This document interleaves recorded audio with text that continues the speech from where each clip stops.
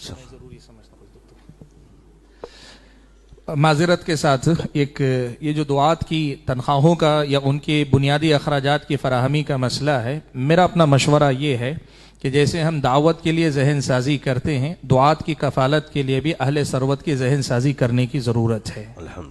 جیسے شیخ نے کہا، بہت اچھی بات کہی کہ جمعیت چونکہ وہ اوپر ہے اور ہر جگہ اہل ثروت کون ہے وہ جانتے ہیں، ہر علاقے کے اپنے علماء کی کفالت وہاں سے کروانے کے لیے تھوڑی سی محنت کرے تو بہت بڑا کام ہو سکتا ہے۔ پچھلے دنوں ایک خبر میری نظر سے گزری، اس کے بعد میں نے کچھ لکھنا چاہا تو بھی مجھے لگا لکھنا چاہیے، اور پھر دوسری طرف دیکھا تو کہا نہیں یہ نہیں لکھنا چاہیے، تو اسی تردد میں وقت نکل گیا۔ میں ایک سنا دیتا ہوں آپ کو مختصر۔ بنگلور کے اندر پچھلے دنوں ہفتہ 10 دن یا 15 دن پہلے کہیے کہ یہ جو صفائی کا عملہ ہوتا ہے نا، صفائی کرمچاری جن کو کہتے ہیں، صفائی کا عملہ، وہ احتجاج پہ بیٹھا بنگلور کے فریڈم پارک میں۔ ان کا احتجاج کیا ہے؟ ان کی تنخواہ جو ہے ماہانہ 18,000 روپے حکومت سے ان کو ملتی ہے۔ ان کا احتجاج یہ ہے کہ 18,000 روپے ہمارے لیے ناکافی ہے، ہماری تنخواہ بڑھائی جائے۔ بنگلور کے ایک مسلم ایم ایل اے ان کے ساتھ شریک ہوئے، اور شریک ہو کر انہوں نے کہا کہ مجھے جو ہے میرا اپنا مطالبہ یہ کہ حکومت ان کی تنخواہ ڈبل کرے، 18 کے بجائے 35-36 ہزار روپے ان کی تنخواہ دینی چاہیے۔ یہ خبر پڑھ کر مجھے بہت تکلیف ہوئی۔ کیوں ہوئی میں آپ کو بتاؤں گا تو آپ کو برا لگے گا، لیکن مجھے تھوڑا سا کہنے دیں، یہ بات میں بول دوں تو برا نہ مانے آپ۔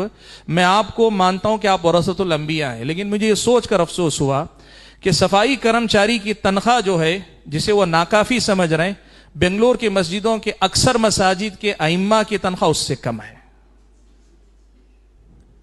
یہ ہماری قوم کی حالت ہے۔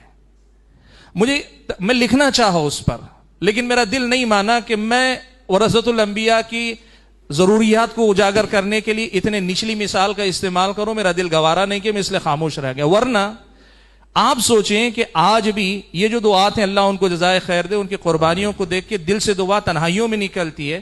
10,000 روپے، 12,000 روپے، 15,000 روپے میں تنخواہ پر جو ہے وہ آج زمینی سطح پہ اتر کے کام کر رہے ہیں، کچھ آسان کام نہیں کر رہے ہیں، وہ بڑی قربانیاں وہ دے رہے ہیں۔ اللہ کرے ہماری یہ آواز ان اہل ثروت تک پہنچے جو اپنے اپنے علاقے میں اثر و رسوخ رکھتے ہیں۔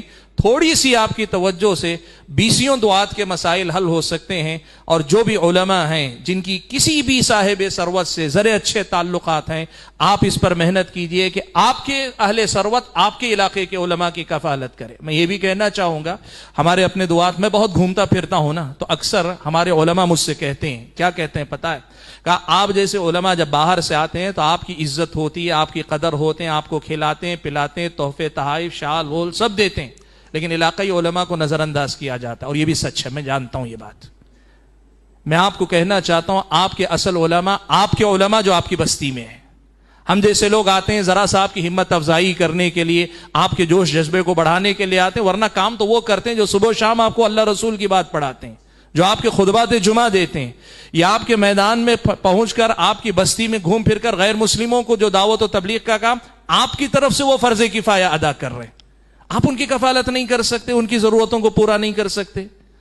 آپ اہل ثروت کی ذہن سازی کیجئے۔ آپ یقین کیجئے، ذرا نم ہو تو یہ مٹی بڑی زرخیز ہے ساقی، ذرا توجہ دلائیں، اہل ثروت یقیناً کام کر سکتے ہیں۔ تو اس میدان میں میں شیخ کی اس بات سے اتفاق کرتا ہوں کہ جمعیت کو اس میں پہل کرنی چاہیے، اور علماء کو بھی اس میں پہل کرنی چاہیے۔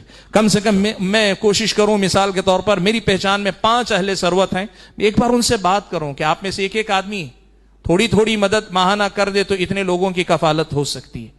اس ملک کے اندر اسلامی نظام حکومت نہیں، اگر اسلامی نظام حکومت کہیں ہوتا تو حکومت ان سب چیزوں کی ذمہ دار ہو جاتی، بیت المال ان سب کا ذمہ دار ہو جاتا، لیکن اگر یہ نہیں ہے تو علاقائی سطح پر کریں۔ کل ہی ایک نوجوان مجھے بتا رہے تھے کہ میری اپنی بستی کے اندر ائمہ کی تنخواہ 8,000 روپے تھی۔ میں نے کیا کیا؟ جمعیت کو بھی نہیں، ذمہ داروں کو بھی نہیں، عام نوجوانوں سے میں نے درخواست کی، آج یہ صورتحال ہے کہ اس تنخواہ کے ساتھ اضافی تنخواہ مقامی نوجوان آپس میں تعاون سے دے دیتے ہیں۔ کوشش کریں تو دروازہ کھل سکتا ہے۔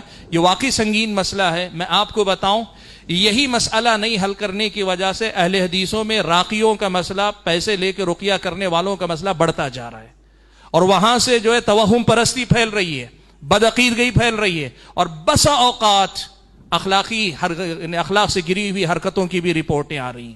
آپ اگر اس مسئلے کو حل نہیں کریں گے، اس کا رد عمل قوم کو ہی جھیلنا پڑے گا۔ ہم کو اس کو سمجھنا چاہیے. معذرت چاہتا ہوں، شیخ نے کہا تھا مختصر جواب دیں، لیکن اس کو کیا مختصر کریں.